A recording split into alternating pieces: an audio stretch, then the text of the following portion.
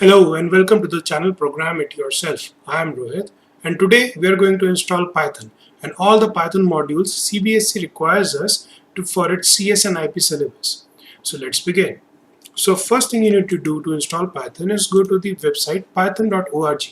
Over there you'll see a downloads tab, and in the downloads tab whatever the latest release of Python is, just click on that. That will download in your downloads folder.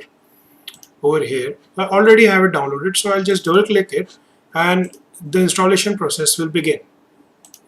On the first screen of our installation process, we see two options where to install Python. First is the default option where it will install it in C, users, admin folder, app data, local, programs, Python, and then Python 3632. Or we can choose our custom installation and choose our own folder where this will be installed. There is also an option to add Python to the path.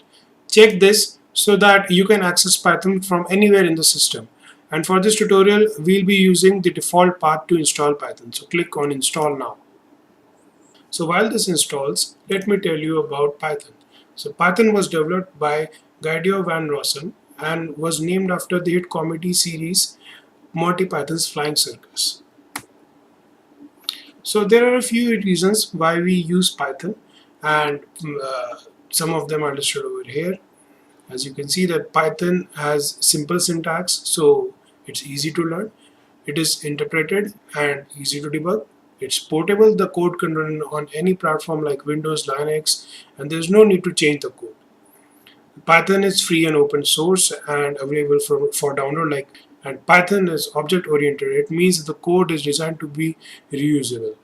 Python also has integration with languages like C, C++, and Java. The code size of Python is smaller when compared to C++ or Java code. And this Python code comes with a large collection of pre-built programs known as standard library. So these are all the reasons why we use Python. There are quite a few uses of Python. It is used in the web and internet development, scientific and numeric analysis. It's used for education. Some desktop GUIs are made in it. It's used for software development. Audio and video based applications are also made using Python. You see Python in Google web search systems, and the YouTube also implements Python. So Python is completed installing, and let's see where it is. So you navigate to my computer, and over there it was under C, users, admin, that's the current user, and in admin there was app data. So app data, since it's not visible, it's one of the hidden folders. Just navigate to tools, folder options, view, and over here click show hidden files, folders and drives. Click OK. Here we see the app data folder. It was hidden and now it's not. So just double click it, go to local, and then go to programs. Over there was Python, and inside Python 3632. So this was the location where it was installed by default, and here we see all the folders Python. Now we have a bunch of modules to install. So to install all of these modules listed over here, we'll navigate to the scripts folder inside Python 3632. So we'll just go here, and we have to open the command prompt over here. One thing you can do is open the CMD from typing CMD over here and navigate to the Python folder by typing in cd app data, then local program / Python 3236 and script.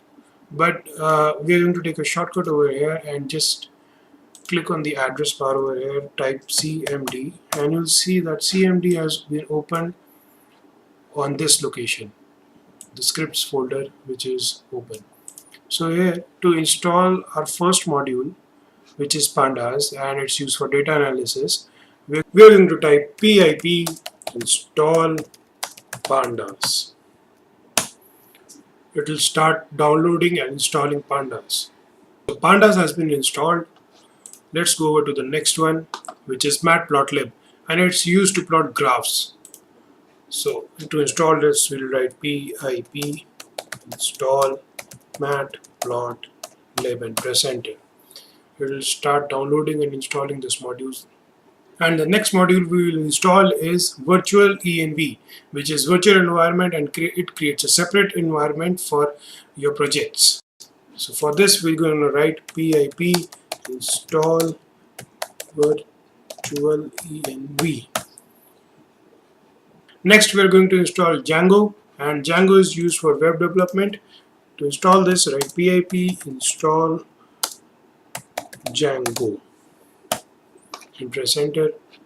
This is going to install Django on your system. So only one of the modules is left, and that's MySQL client. MySQL client is used to interact with the MySQL server installed on the system or on the server that you have installed. So for this we are going to write pip install MySQL client and press enter. This is going to install the MySQL client. So now you have seen that I've used pip to install all of these modules. What is pip? So pip is a recursive acronym and stands for pip installs Python or pip installs packages. So this command is used to install all the various modules which are available with Python. Alright, so our setup is complete, and let's start Python. So go to the start menu, type in Python.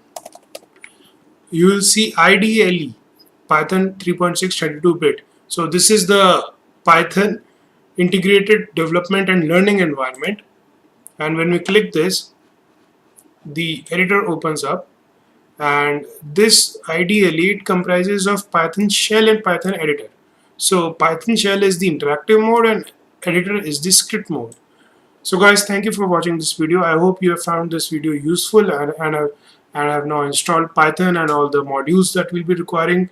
In the next video, we'll write our first program in Python and tell you about the basics of Python.